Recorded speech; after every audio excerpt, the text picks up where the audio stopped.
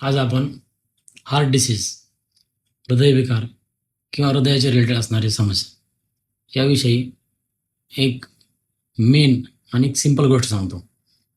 प्रत्येकाला कोलेस्ट्रॉल किंवा हृदयाचे रिलेटेड असणाऱ्या अनेक समस्यांविषयी माहिती आहे, परंतु नायट्रिक ऑक्साईड आपल्या बॉडीमधील नायट्रिक ऑक्साईड लेवल जर लो असेल तरी देखील आपल्याला हृदयविकाराच्या समस्या होऊ शकतात.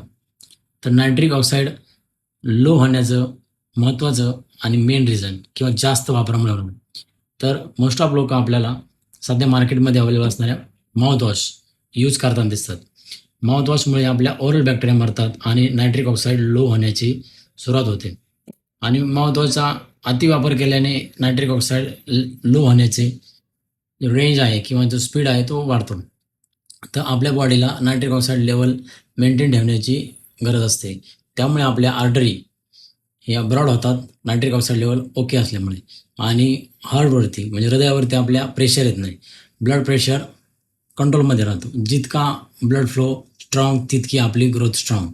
त्यामुळे तुम्हाला जर लो एनर्जी फील होत असेल, हायपरटेन्शनसारखं होत असेल, तर समजून जा तुमची नायट्रिक ऑक्साईड लेवल लो आहे.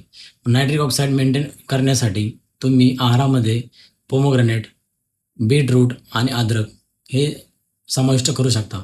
त्यामुळे तुमची बॉडीमधील नॅचरली नायट्रिक ऑक्साईड लेवल वाढवण्यासाठी मदत होईल. त्यामुळे एक गोष्ट लक्षात ठेवा की नायट्रिक ऑक्साईड ही तितकीच इम्पॉर्टंट आहे जितक्या बाकीच्या गोष्टी इम्पॉर्टंट आहे. म्हणून नायट्रिक ऑक्साईडला अवॉइड करू नका.